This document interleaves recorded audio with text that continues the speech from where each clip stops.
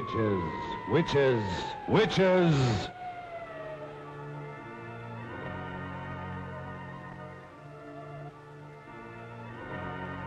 From just beyond the edge of light, from the deeper darkness where no living being has ever walked, comes the terror of those who have given their souls to the devil. This is the story of one such creature. This is the story of a witch. Across the pages of history lurk the ominous shadows of the werewolves, the sorcerers, the witches. Through the ages, man has known the evil that walks in the shadows of the night and has feared the dark spirits of the unknown. What lies behind these monstrous fears that has chilled the hearts of man since the beginning of time? Do these sinister creatures live only in the superstitious minds of ignorant people? Those who have studied the history of the ages and who know the dark secrets locked in the vaults of time, to them, the word witches brings a trembling fear and a shuddering terror.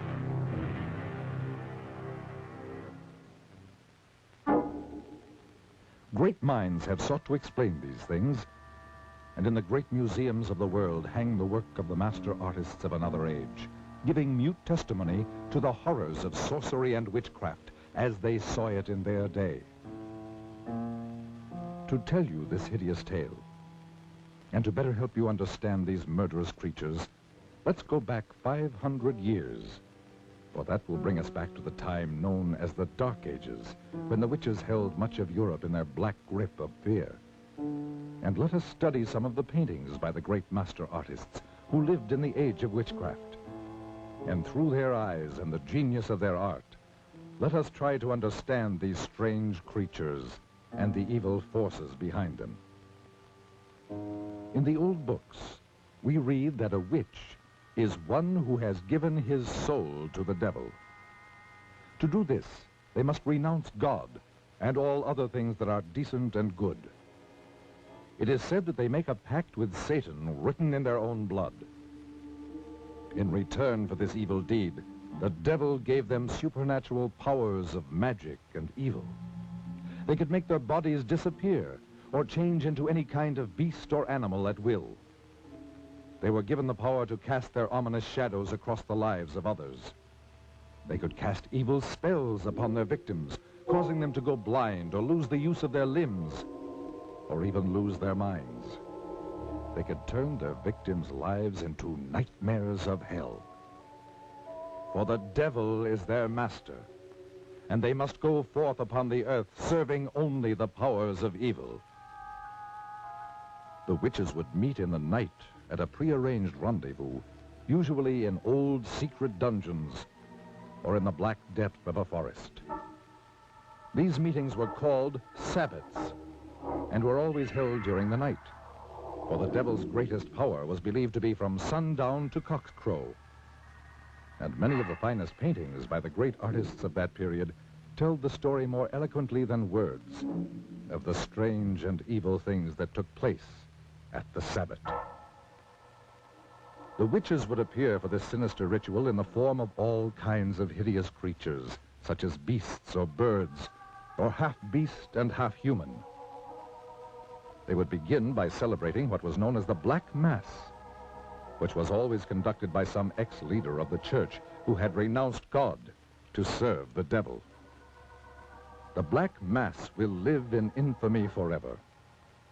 For here, some of the most terrible criminal acts took place, such as the slaying of children, whose warm blood was offered up as a sacrifice to Satan. Then their bodies were thrown to the dogs, or roasted and eaten by the witches. Following this ritual, the entire gathering would throw themselves into the most depraved orgies of filth and obscenity conceivable to the human mind. But to these evil, perverted creatures, it was all terribly exciting, and it provided an excuse for their unbridled lust and perverted sex. The fact that it had to be carried out in utmost secrecy made it all the more thrilling. Yet those same evil, murderous creatures who changed their bodies into all sorts of hideous beasts and engaged in those unbelievable rituals by night, lived by day as ordinary human beings, such as shopkeepers, housewives, or farmers. And as the years went on, the witches continued their murderous assault upon the people. And it is said that they called forth all the legions of the dead to battle for the souls of the living. For this is the goal of the devil. From the beginning of the 13th century through the 18th century, witchcraft ran rampant through Europe and was practiced with all of its blasphemous and obscene rituals. So, the Middle Ages became the Dark Ages, the age of witchcraft, the age of fear. But men and women who still had the courage to fight did so with all the weapons they knew. And after 5 centuries, the tide of battle turned. In many European countries, the practice of witchcraft was made a capital offense. Rulers decreed that their countries must be freed of this terrible scourge, and that all convicted of practicing witchcraft must die. Armies were called out to hunt down the witches. The fear was so great that entire villages said to be infested by witches were put to the torch. The old records tell of flames rising high into the night sky and hideous creatures streaking across the burning heavens, screaming foul obscenities. When confronted with death, many of the treacherous witches confessed to the most hideous crimes. Even the hardened soldiers who were trained to kill turned away sickened by some of their terrifying confessions. One group of witches alone confessed to the murdering of over 2,000 babies and small children, bought from the brothels and slums of the big cities. At last, the witches were no more. Old superstitions and taboos had yielded to the powers of light and knowledge. We, who live in the light of the 20th century, see the witch only in fantasy, as a hideous old woman sailing through the night sky on her broomstick. We are certain that these murderous creatures who walked the world in the Dark Ages, committing their atrocious crimes and casting their evil spells, never really existed, except in the twilight zone of the mind. But are we mistaken? From deep beyond the edge of light, from somewhere out there beyond the grave, beyond the dimensions of life, do these ominous creatures still exist? Let us see.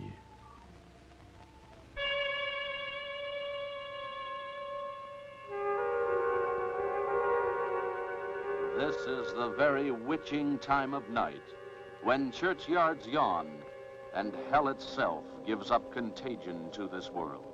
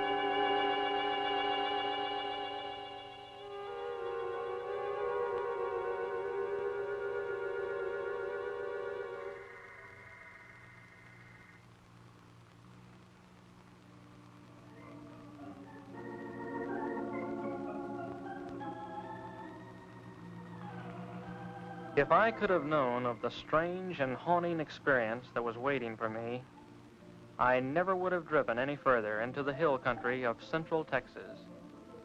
There are those who say that it was all a dream and that it didn't happen at all, nor could it happen in the 20th century. But I tell you, it happened.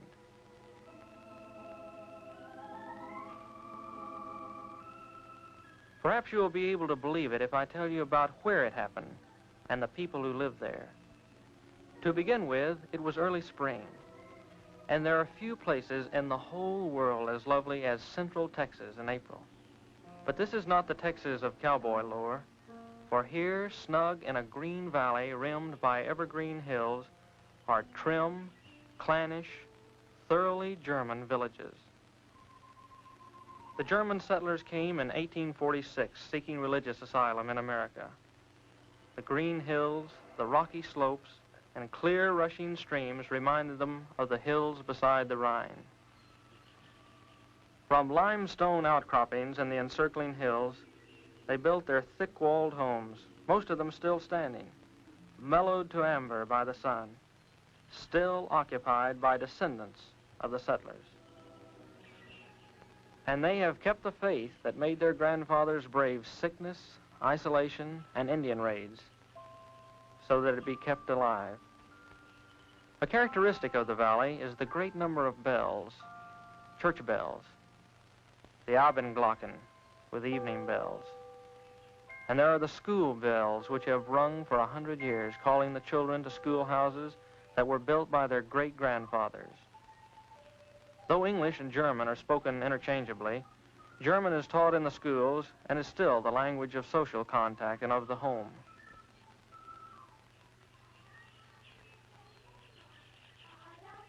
And they sing in German.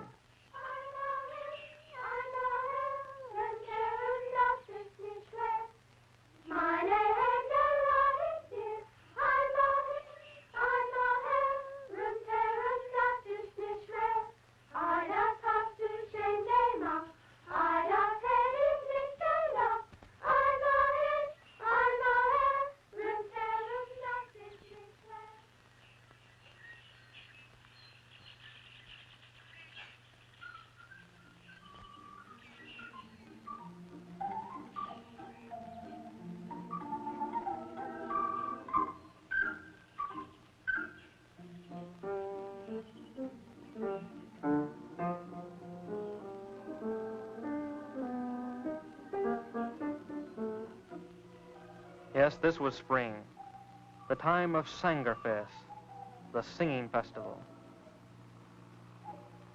I was trying to get to the village of Luckenbach, where a singing festival was in progress.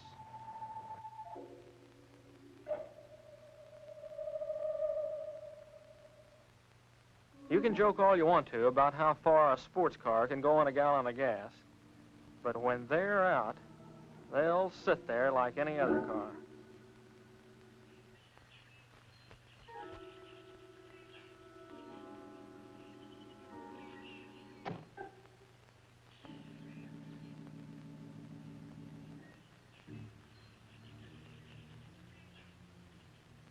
I was already late, so I decided to leave the car and walk into the village. This was the last day of the singing festival, and the last day I could take away from college. I was writing a thesis on the early Germans in Texas, and the festivals were important to my research. As I walked through the countryside toward the village, I thought to myself how lucky these people were to live in such peace and unspoiled beauty.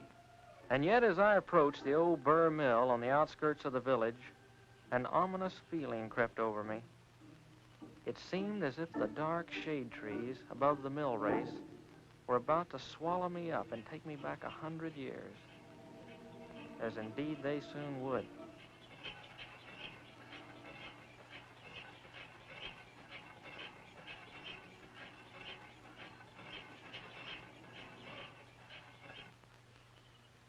Hello there. Wie geht's? I'm looking for a place to stay for the night. I wonder if you could help me. Schön ich sehen. Mein Bruder Hans. Good beer. Wiener Schnitzel. Sounds good enough for me. Kirska. Her name was Kirska. It was a pity that such a lovely creature would be the one to tell me that I was too late for the festival. She was dressed in a costume of the old country and had taken some village children to the festival. She said that her grandfather would be glad to have me at the inn.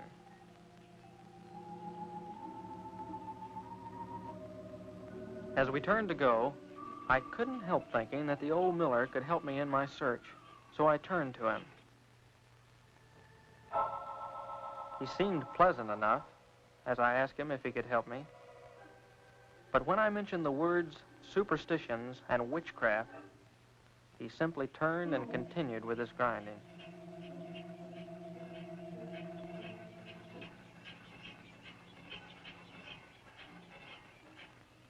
I dismissed the old miller from my mind as overly sensitive, and we started walking through the village toward the inn.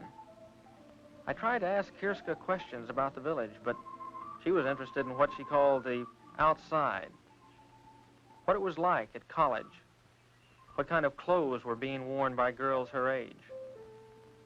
Suddenly I realized that I was out of place in this village, with its century-old homes and clean-swept walks.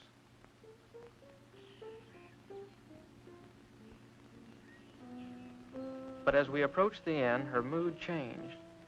It was as if she wanted to help me, but couldn't find words to explain how. You must be careful. The old ones do not like to speak of the spirits and or hex. And your grandfather? Grandpapa will be glad to have you in our house. He will talk of anything you wish, and much of what you don't.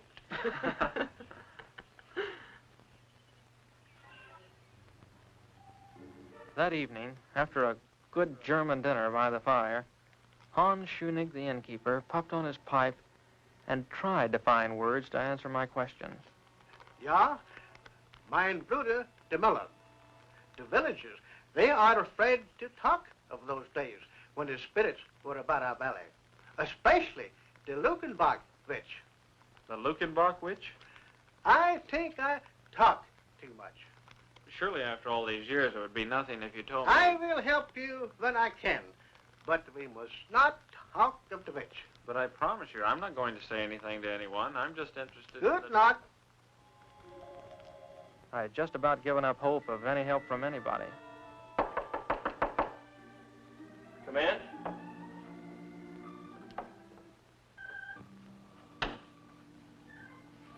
This water is fresh from the well.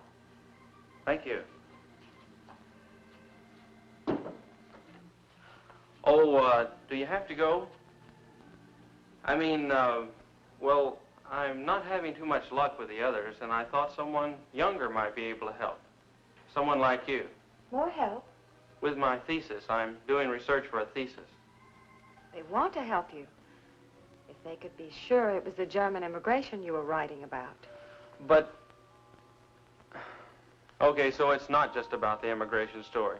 So it's also about customs and legends and strange oddities that we're hereabouts. And witchcraft? Listen, I didn't say anything You about can be honest with me. All right, so I'm interested in witchcraft and sorcery in the old colony. What's the harm in that? The old folks do not take these things lightly. I didn't mean to upset your folks the way I did. But what can be the harm in a guy researching something that happened over 100 years ago? You would have to live here to know us, to understand these things. You're what we call friender. You're from the outside. They don't trust you. Are they trying to hide something? Don't you? Why are you so interested? It's just an academic hobby with me. I know there's a lot of talk about witches and warlocks and stuff like that, and a lot of people actually believe it. But I've done a lot of research on witchcraft, and I actually believe it can be boiled down to a simple mathematical and economic formula. How do you mean? Look, in any history book, in any age where there was widespread famine, sickness, want, you find an outbreak of women being denounced as witches. In the late Middle Ages, thousands of people were executed in Europe and England. In Massachusetts, 20 witches were put to death. All of these were times of widespread disease and hunger. But when your people first settled in this country, they had not only disease and hunger to contend with, they had the Comanche Indian raids as well. Little wonder, then, that the ugly word witchcraft was heard in the new colony. But what pleasure can you get from studying about all this? To better understand the witch hunts we have today. Witch hunts? You would think that after the delusions of New England and early Texas, the urge to hunt witches would have disappeared from the Western world, but nothing of the kind. The medieval idea of witchcraft was replaced with things like race and nationality. What can I do to help? Your grandfather mentioned the Lukenbach witch, but caught himself when I tried to find out more about her. Now, I've heard of this case before. Can you tell me something about her? There was a woman called the Lukenbach witch. My grandfather and granduncle will not talk of it because it was their grandfather, Schoenig, who denounced her. The settler that built this inn? Yes. In this very room. In that very bed. Don't leave now. I have an old book, very old, which will tell you all about it. But you must not tell the others about the book. You have my word. I'll just be a minute. Kirska. Yes. You have the sweetest smile. Is that what the college boys are telling all the country girls this year? No, I really mean it. I believe you. It's just that I don't ever really notice anyone until they get a little bothered and light up like a candle. You know, with your German good looks set off with something simple and black, you'd look like a little cameo. I'd better hurry.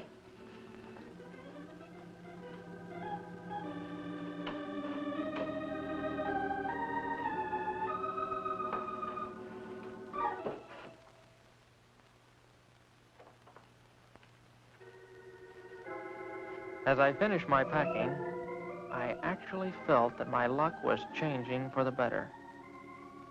Just how much better, I couldn't describe. You'd have to see her.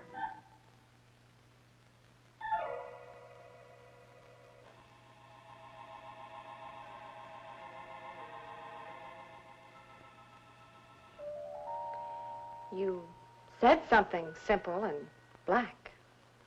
I did? Oh, yeah, I did. Shouldn't you close the door? Yes. Yes, of course.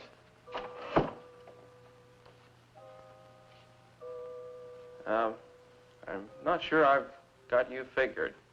Because I asked you to close the door?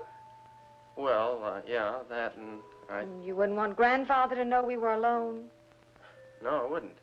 Oh, you didn't think I wanted to be alone with you? No. Well, to tell the truth, I'm not sure what I thought at the moment. I'll tell you. You didn't think little country girls ever thought of being alone and things and life? But, Well, who knows more about life and things and being alone than farm people? Well, It's just that farm people don't talk about it too much.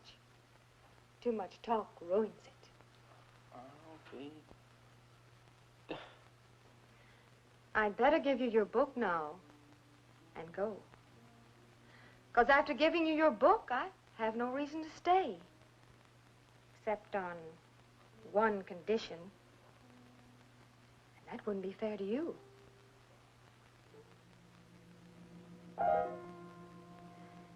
You've knocked.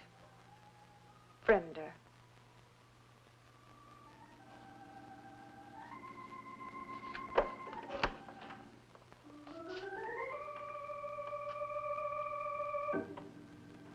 Well, I'll be damned.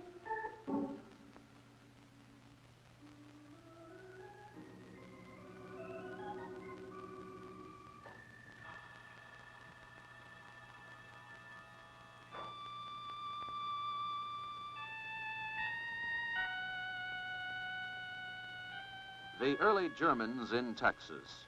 To understand and properly know how witchcraft and suspicion raised its ugly head in the early colony, remember that in the first year of the settlement, typhoid, sleeping sickness, and other bitter hardships were climaxed by an epidemic that took the lives of 200 of the 600 settlers. The villagers looked for someone on whom to blame the troubles. What better subject than the widow who walked by moonlight? The widow who was too aloof to speak to the women of the village. The widow who caused the whispers about a clandestine affair with the innkeeper Schoenig. The widow witch, they called her. Witch?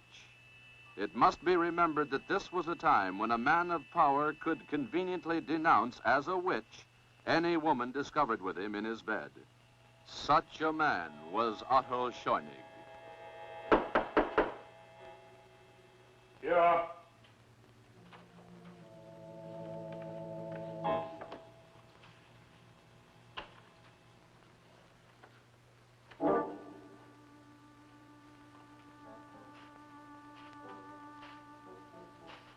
Well, Otto? Well, widow? What excuse is it this time, Otto? What excuse? I have asked you to give me more time, woman. I have given you time enough. You must decide between us.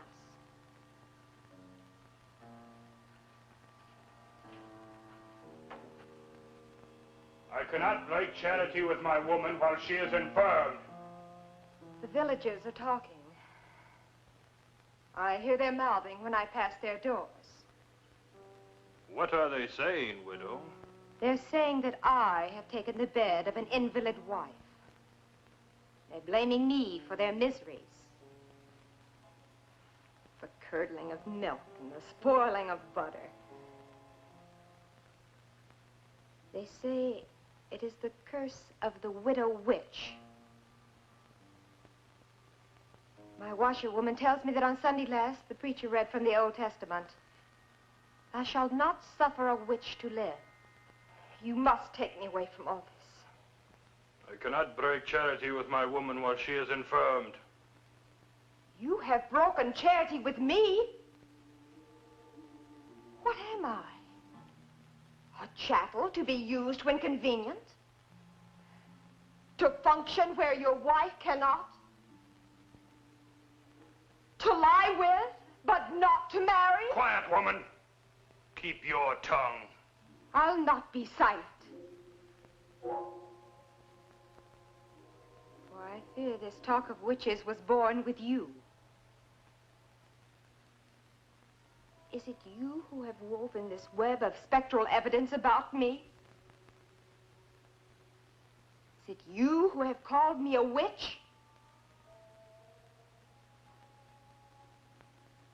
Oh, your face belies you, Otto. Would you have me burned?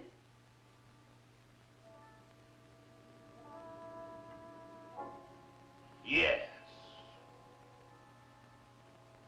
Yes. Witches are for burning. No! No! Stop your shouting, woman. Let her hear me. Let all hear me. You belie me. They're here now. The elders are here to learn how you cast your demoniac spell over this house. No! No, you lie! I have told them how you cast your spell over my wife to make her invalid. She is in league with the devil. The widow is a witch. That same night, under cover of darkness, they took the widow to the graveyard. There are those who said that she waited proudly without fear, and that she whispered over and over, Tot au alle Schönigs, death to all Schönigs. I will return. And with the self-same spire, I will kill all who bear the name of Schönig. How convenient for Otto Schönig that there could be no trial. Death would be by post oak spire. They buried her not 100 yards from where she had lain with the cruel and deceptive Otto Schönig.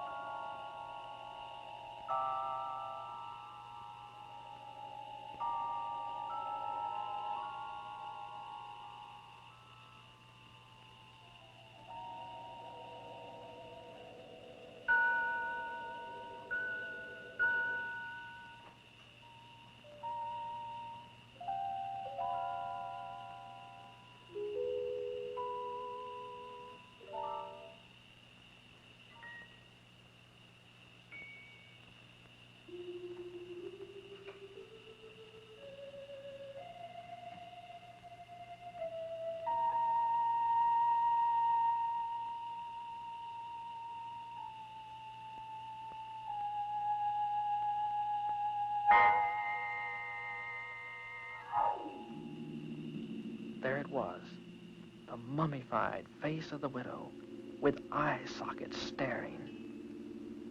And among the crumbling bones, the stake, now petrified stone. What a prize. If I could but take the stake, and the temptation was too much.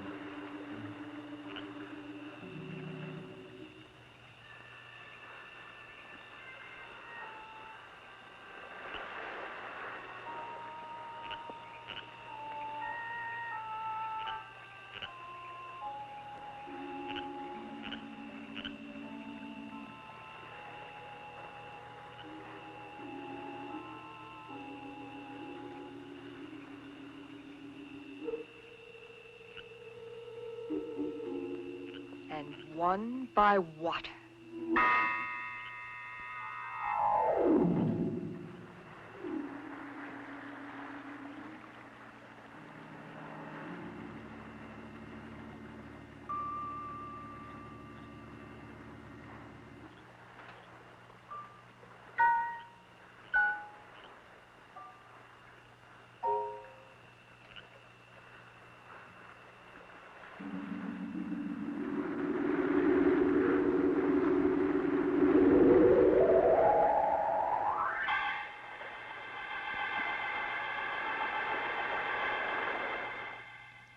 The next morning, the elders came to the inn.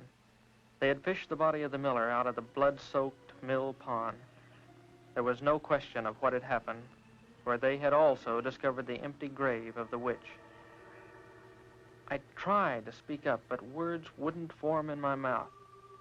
This was all a dream, I wanted to tell them. This thing didn't happen. But as the elder continued to talk, the sudden realization came to me that it was true.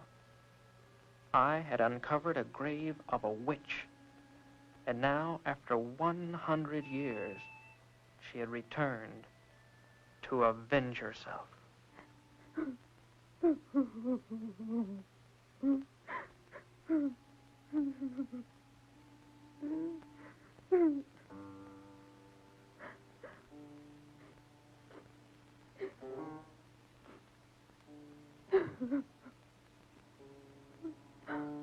The elder warned that no one should leave or enter the village until the witch be found and return to her grave.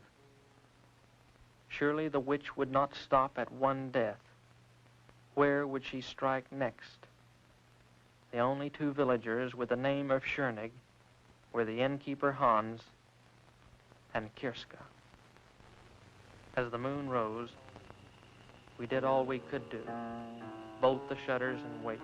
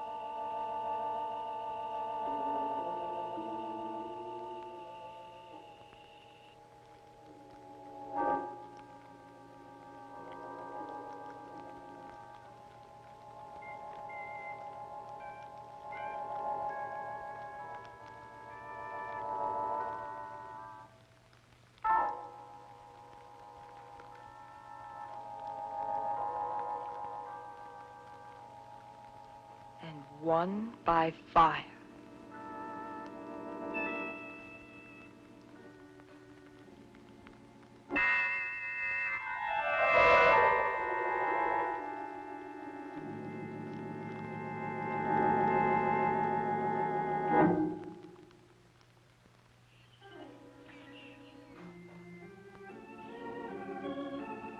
I was the guilty party. Just as surely as if I had held the stake, I had killed them. I could no longer contain my guilt.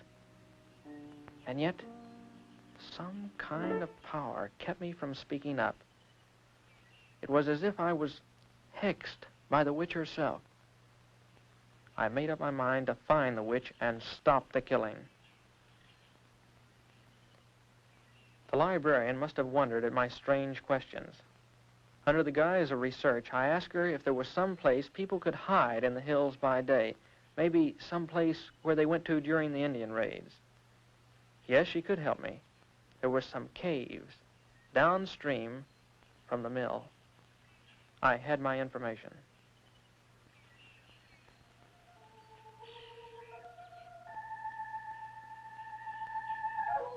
And so that night, as the moon bathed the hills with light, I crossed the mill race and headed toward the caves downstream.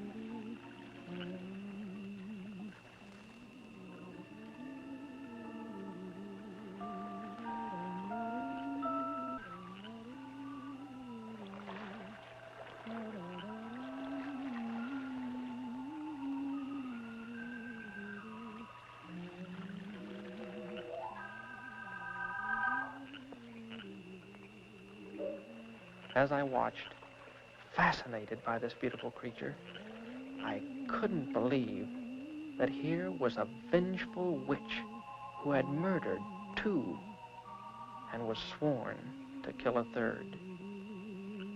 For a moment I felt sorry for her. This lonely nymph whose friends were water snakes in the moon. And she seemed to know every sound of the night.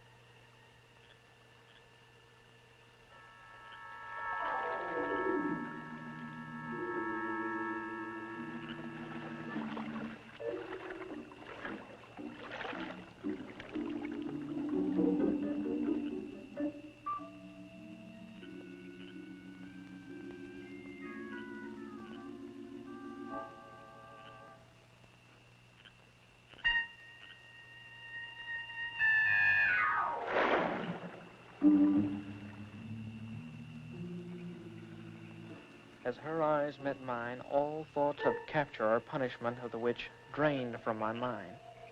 I was helpless. Her power and beauty engulfed me, and I found myself completely obeying her will. I followed quietly as she picked up the gown she had torn from Kirska's back.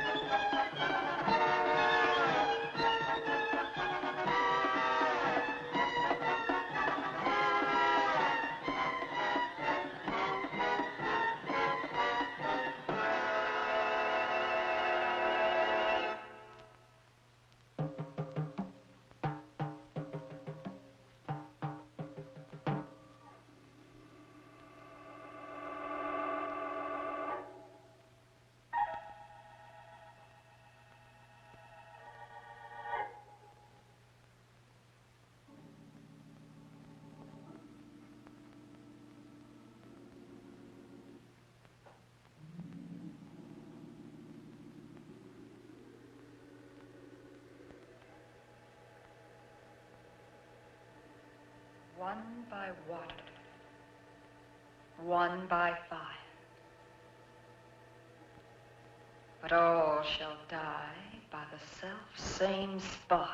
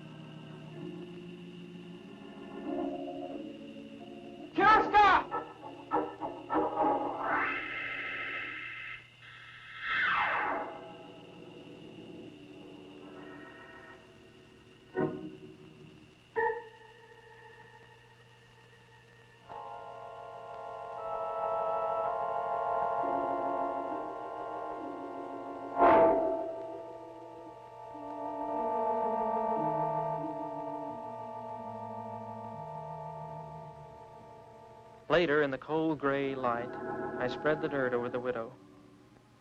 My feelings were mixed. Here was a woman who had taken 2 lives. Yet she had been denounced maliciously and killed by the same stake. Was she witch or wronged widow? It is not for me to say. I am only glad that her tempest is over and she has returned to her 100-year sleep.